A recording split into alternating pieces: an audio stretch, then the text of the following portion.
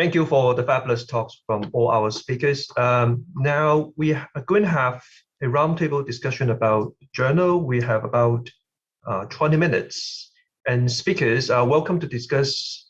And I know that Professor Colin Graham is also here. Yes, it's great. So if our participants would like to raise questions, please type your questions in the chat box and I will read out your questions to the speakers. All right. So, okay, now I don't see any questions from our participants. Let me ask the first question to our speakers.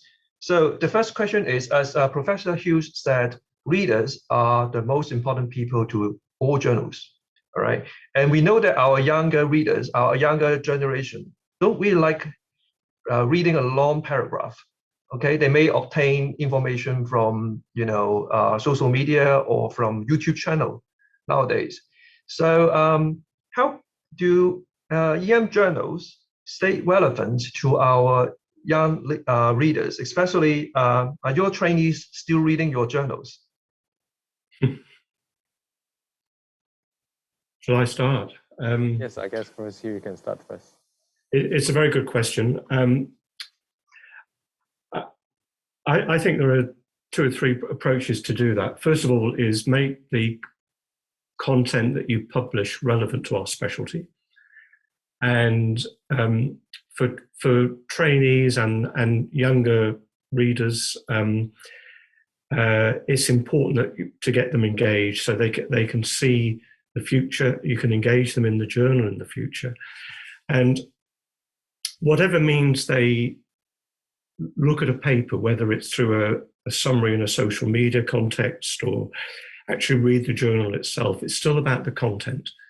And the content has to be relevant to them. And if I go back to my slide I put up about the British Medical Journal, it's not just about research. If the younger readers can see that it's a comfortable place, that there are some good conversations in there, perhaps a good debating place, an educational place. But it's got to be relevant to them, otherwise they will switch off. One thing I did with the Australian Journal, or the Australasian Journal, is we created a section called Trainee Focus. And we created that about 8 years ago, and it's in every issue of the journal. So it comes out 6 times a year. And we created a panel of trainees to be the editors of that section. And we change them every 2 years. So there's a pool of 5 or 6, and we just get new ones every 5 or 6 years as the trainees progress. And basically the remit I give to them is they choose the content for that section, and I will allow them up to about 5,000 words, 3 to 4 papers over 5,000 words. Those trainees, they choose the subject, they check with me first that it's appropriate, and then they have to find the authors and peer review the papers and send the final versions to me. And what I think we get out of that is those young doctors who become section editors, they're engaging with the journal, they're engaging with their own age group about subjects, they're talking about it with their age group. Hey, I'm the editor of this section of the journal, or I'm producing this subject matter. And I think that's been a very powerful tool. And now when we advertise for new section editors for that section every 2 years, the last time we did it, we had about 78 applicants for the roles. So I think the trainee focus section has said to the trainees, this is a way we can be part of the journal. But you're also then recruiting them for the future to become section editors themselves. And when they've stopped being trainees and got their final exams, I think there's about 7 or 8 who've carried on to work with the journal in various roles. And so I think it's a way of making a journal and publishing accessible to that group. Yeah, I agree with you, Professor Hughes. And I think this is a very effective way to get the buy-ins from the trainees and increase their ownership of the journal. Yes. And all that happens is they check with me on the topic, they check with me on the subject heading, and they check with me on the authors. I just say, yeah, that's fine. I might make some very minor suggestions or changes to what they put forward. Then they just get on with it, and they deliver the final material to me. And of those 4 manuscripts, I might make some very minor changes to a couple of them, really. But they really do own it now, and it's very rewarding to see that grow.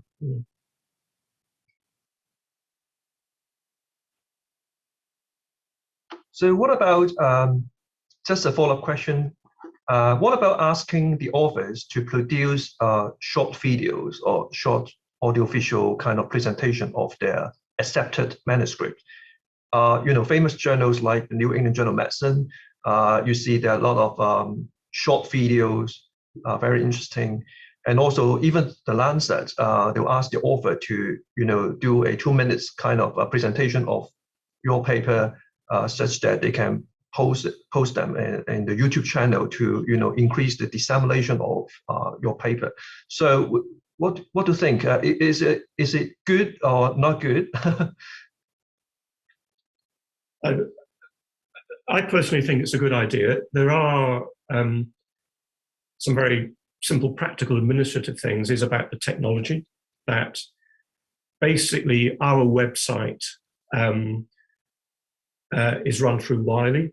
And so we would have to, we haven't progressed that, but we would have to sort of make sure that the technical component works for Wiley with their website. And so that whatever is uploaded, just works in that system. So that there's a couple of sort of practical issues there. And I think, again, that's another way of promoting something. But to me, that's a bit like social media. It's still about the content. And, it's another way of promoting material, definitely. But if the content's no good, it will go nowhere. So I think it's a good idea if there's a bit of caution there, a little bit of slightly judicial thinking about it. But in principle, I think it's a good idea. Thank you, Professor Hughes. Actually, Rex, if I may, I think Dr. Shin and also Colin may have some input. I think you've hit it on the nail. I think maybe it's the structured format and the technical requirement of the journal manuscripts. Yeah. I've had trainees telling me that I'm not for research, and they have never done research before, and the first thing they say to me, I'm not doing research, and they get automatically shut off from the journal and other things, which is depressing. But I think we need to in some ways engage them and maybe give them an opportunity. So I think these are very good suggestions, and probably we also have to think about our structure of our journal as well. Yes, I mean, engaging that younger group. I mean, the Twitter account we have, which is our only social media, that the person who runs that is well, when she started, was a newly qualified specialist. So right off the training ladder. And again, she has complete control of how she runs it, really. And again, through her peer group, that's another way of engaging, that generation of people and the people below it to get on board. Really. Yeah, I mean, maybe I can chip in just for a second. I mean, a couple of things there. I think anything like YouTube or Twitter or Facebook or anything that feeds the individual towards the journal is good. But I fully support Jeff's comment. I think it has to be about the content. If the quality isn't there, the foundation isn't there, and these are just conduits to send people through a medium that they prefer, obviously, towards the journal itself or the papers themselves. I mean, particularly with my experience with the European Journal a few years ago, I mean, one of the issues there was we used Twitter as well. No one in Hong Kong uses Twitter at all. So in Hong Kong, it's Facebook. And I know Kevin and Rex have used Facebook to promote the Hong Kong Journal, and that's entirely appropriate because Mhm. you've got to look at what your audience is actually using. But Twitter's non-existent here. Yeah. So from that point of view, you've just got to tailor it. Just to come out to Kevin's comment, and I've heard the same about trainees who say, research isn't for me. I take that very superficially because everyone has to be involved in research, not necessarily as an investigator, but as a supporter, and more importantly, as an end user. Because what we publish changes what we do, at least it should, in one small way or another. So my response to any trainee who says that to me, and indeed some of the specialists, as Kevin knows only too well, is you can opt out of being an investigator. No problem. Some of us choose to do that more than others. That's fine. But you can't opt out of supporting it, particularly in an academic centre. But more importantly, you can't opt out of using the results, because that's what changes what we do. And we've had many people over the years in all sorts of disciplines related to EM. When I first came to Hong Kong, and indeed in my past life in the UK, as I'm sure Jeff will have experience of this too, where people said, oh, we don't do research. Research isn't for A&E. Research doesn't change anything. Well, we're thrombolizing stroke patients. We're intubating trauma patients. We're doing all sorts of things that we didn't do 20 years ago, 25 years ago, that we do routinely now. It's all driven by the research that we do. So I think for people to say we're opting out is just wrong. Coming back to Rex's original question about alternative sources of information, again, I think the answer is content. The journal has to be seen as a trusted source of good quality information that you can trust fundamentally. And I think no matter what the route is to get to that has to be the foundation. Dr. Shin, do you have any comments on this question?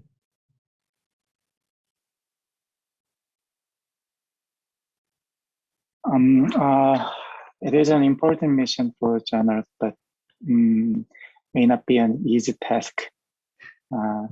Journals cannot publish research manuscripts only with original and latest finding. I can't tell you specific strategy, but simply I would say for our journal, maintaining journal's quality to receive good research and scientific review would be absolutely a main priority. Stay relevant with current scientific information. I know some journals recruit review article with up-to-date knowledge and good content, but it is just one of options. For example, we have critical corner section with brief review about current critical care issue. It is can be an example. And I think journals may also collaborate with some EM society. And as for residents, we also hope that our journal provide useful information. Sometimes they read some important articles, reviews in our journal, but mostly high-impact journal. I think they read most journals when they write a research paper at the senior grade, because publishing an original article is prerequisite to apply the board certification in Korea. This is a little bit pressing policy. Yeah. Also, training section of Hong Kong Emergency Medicine is a very good idea. Thank you, Dr. Shin. I have a second question for the speakers. As we all know, open access publishing is becoming more and more, important and popular. And some funding bodies even explicitly said that they won't support any hybrid model of publishing, like the subscription-based plus open access. They're moving towards the complete open access way of publishing. So I would like to know your views on the future of open access publishing. So I know that for CEM and also for Hong Kong Journal of Medicine, our journals are fully supported by the professional societies. Have your societies complained to you that, hey, it is too expensive to support open access forever? On the other hand, if we are not supported by the society, how can we get the funding, all right, the APC, things like that? And will, for example, for Professor Hughes, would you move towards open access publishing in the future, maybe before 2030?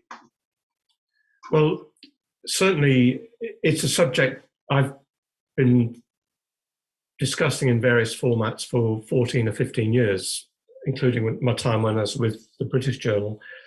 I think the problem with open access is it's fine for research papers if they can get the funding. And the funding has to come from either the research grant or the host institution where they're employed. And for a large number of institutions, $3,500–4,000 American dollars is not big money. For the smaller studies, which come out of a smaller emergency department where people are not fully funded to do research in terms of their time, but they're doing it with other work, I think there is an issue there, how that can be done. And one way to do it is maybe that the college or society that the person belongs to may become a funder in the long term. So if you can't get the funding from your research grant or your institution, maybe your parent society or college may be a means to do that. And maybe a college or a society can put aside a certain amount of money a year to go towards the open access policy. Open access is fine for research papers, but as I've said in my talk, there's a whole range of papers which aren't research. We might publish a piece on the current way to do a procedure. We might do an educational piece about the latest in pediatrics.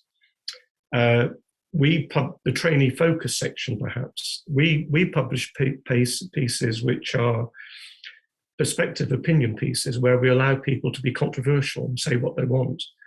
And those things will not really be covered by open access, really. So we have to, the hybrid model will help us cover with that. In terms of the future of my journal, I think we just keep an open dialogue with Wiley and with the college, and we just have to evolve with it and try and find solutions to some of the things I've just mentioned, really. So it will increase in the future, but I don't think it will take over all publication.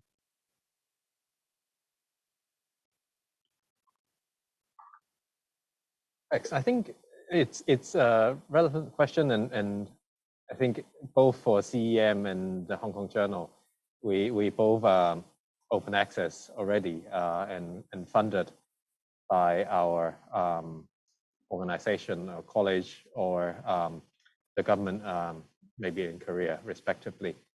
Just I think the trend, as you said, with the Vision 2030 and other initiatives, that it is difficult or it'll be strange to go back to a subscription model because open access is a trend and it's more fair. However, I think the increasing cost is also an issue because the process is not cheap, and there is the increasing burden on funding. So I think the money has to come out from somewhere, and I think how that model will work, I'm also interested, to see whether we, how do we fund all these papers that will not have adequate funding while retaining the ability to remain open access for all readers. I think that's something I'm curious. Maybe I just also can ask if it's not a secret for EMA and for CEM, if that's the breakdown of the revenue. I think if Professor Hughes was saying there's only like 4 articles per year from the APC, charging APC. I think the majority would still be from the subscription model for EMA, I guess, in terms of its revenue. It's a complex subject. We, as a college, renegotiated our contract with Wiley 18 months ago. We started a new 5-year contract with them this year. And a large part of the conversation was about open access and what we do with this. And basically, we just said, we're going to keep discussing it and keep an open mind. And because the things we talked about, even Wiley didn't have the answers to, really, a lot of them. So it's one of those things we're very wary of, not wary, we're very aware of. We want to do the right thing and get it right. And so we're just going to keep moving gently forward, really. But I admire yourselves and the Korean Journal for what you're doing with open access. I think that's terrific, and I'm very impressed. I think the fundamental, just very briefly, is that it does come down to who are you trying to serve. And I thought Giles Cattermole's lecture yesterday about low and middle income country and education in those areas, he showed a great slide where he showed that the African Journal had published something that was very relevant, and it was freely available in open access, as all of their papers currently are. And or at least they were. And then he showed a paper that was specifically about LMICs and education and everything else that was published by one of the BMJ journals, which was not open access. And of course, the irony is that the very countries that that paper was discussing had to pay $50 to access that paper, which that's where the current subscription model falls down, because the papers that are relevant to those places, which is most papers, of course, should be available to them in this day and age. And that's what I think makes it very hard to juggle. But the bottom line is someone has to pay for it. And I think as long as Wiley, Wolters Kluwer, the British Medical Journal Group, and all of the publishers, without exception, remain for-profit enterprises. I mean, Elsevier is one of the most profitable companies on the planet. As long as they remain that way, this will be a very difficult subject to put to bed. Yeah, you're absolutely right, Colin. As for CEM, we will keep this open access policy. Both authors and journals may benefit from publishing articles of open access, particularly in terms of gaining more exposure. However, as Dr. Hughes commented, there might be some predatory journal requiring unacceptable fees or publishing papers that have not been scientifically reviewed. I would say that journals need some balanced model depending on situation of specific journals. In case of CEM, we have some fund from Korean society and Korean government, but actually the fund is not enough to publish more articles as open access.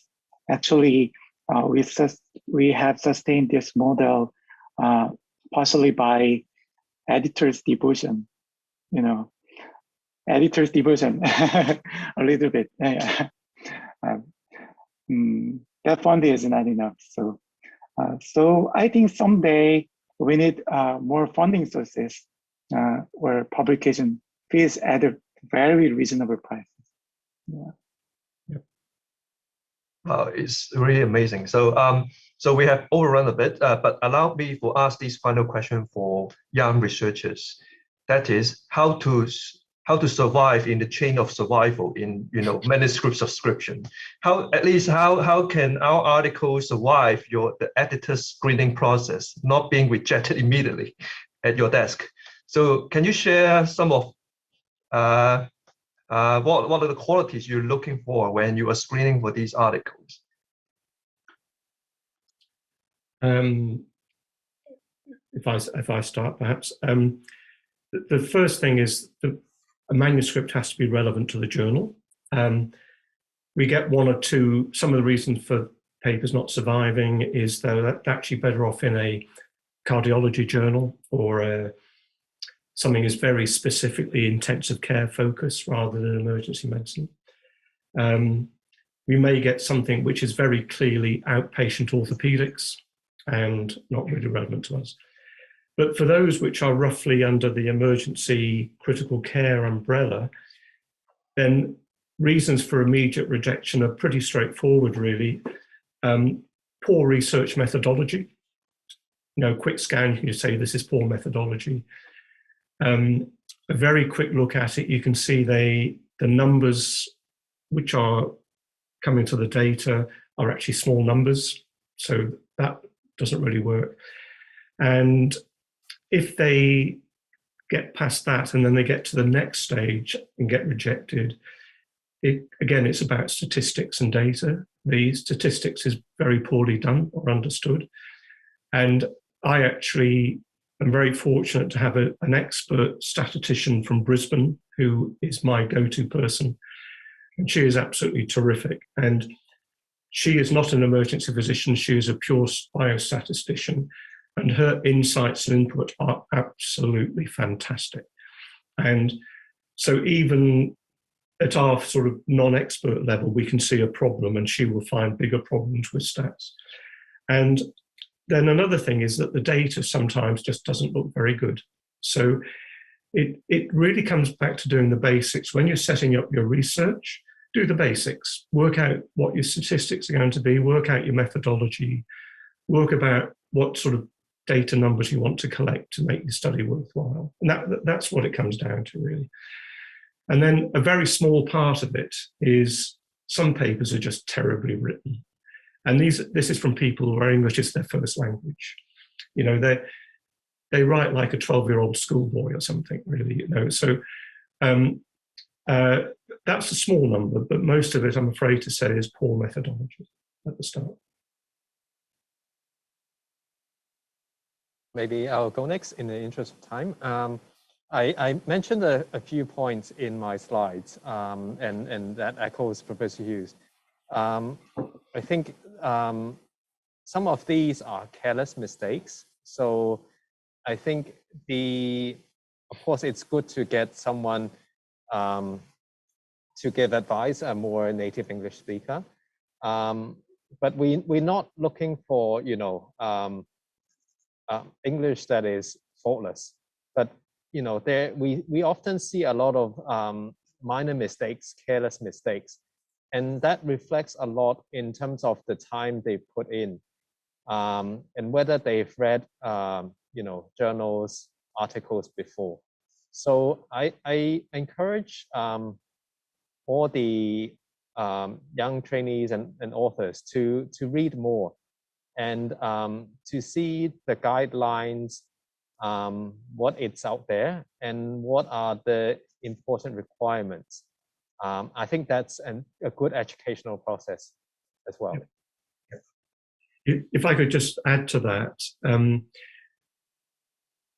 when you're writing your paper, when you start to write, assuming you've got good methodology and a good set of information and evidence you want to report, when you're writing your paper, work out what you want to say and just say it. Don't repeat yourself. Don't what I call padding. Don't put padding in. Don't repeat yourself. Repeat yourself. Repeat yourself. That's a kind of waffle. Very simple things about, and this is not whether English is your first or second language. I don't think it makes a difference, but just work out what your message is and just say it. Get to the point very quickly.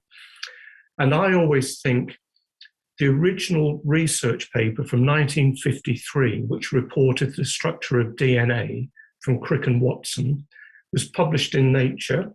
The original paper to the world on DNA, I encourage you to read it. It's one side of paper. And it's all there. The discovery that changed the world of biology, DNA, and it's one side of nature, you know. And if they can do it for DNA, then we can do it for our probably less significant research, really. So just work out what you want to say and just say it. Cut the bullshit, basically. It's very important. Yeah. If study design is good and English is good, next stage is writing a manuscript. At this stage, young investigators often have too many things to carry in their study manuscript. Sometimes discussion or conclusion might be very overstated. As an editor or reviewer, the first thing I recommend is consistency throughout the whole manuscript. Title, abstract, objective, methods, results should clearly support their conclusion without redundant description. I think good manuscript is simple manuscript.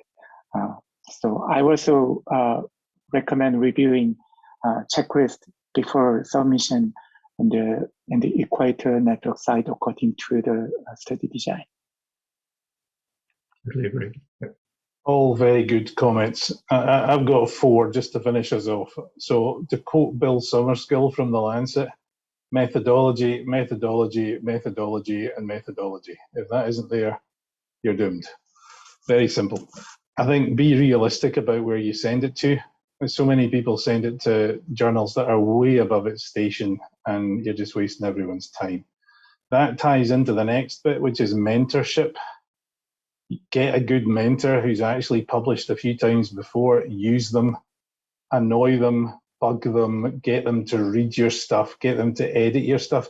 And then that ties back into Kevin's and Jeff's comments about removing the fluff, because there is an awful lot of fluff goes into these papers in the initial draft.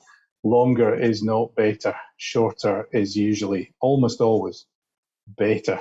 The final thing I would say, and it ties in a little bit with the previous comments about how to improve the legacies of the journal or the continuation of the journals in general, and to have an involvement from younger people and trainees. Become a reviewer for a journal. And that, again, ties in with the reading that Kevin mentioned. The more you start to review, the more you see both good stuff and not so good stuff. And you realize that there is a pattern, there's a formula, and there's a right way and a not so good way. And I think that reviewing process certainly was fundamental to my initial experience as an academic. And I think it's an incredibly useful thing to do. Even if you don't want to do research in the future, I think it's a helpful process to go through from the point of view of being a research user. Thank you so much. I think we have overrun a lot. So thank you once again for your great talks, inspiring insights, and also very good comments. And I hope we can maintain this dialogue between ourselves to make our journals better and more relevant to our younger generation. So I think it's time to conclude this section. Thank you once again for your participation and your time. And may I now pass the microphone back to Professor Grantham. Would you like to say a few words to... Sure. Thank you very much, Rex. And I'd like to echo that and thank all of you for your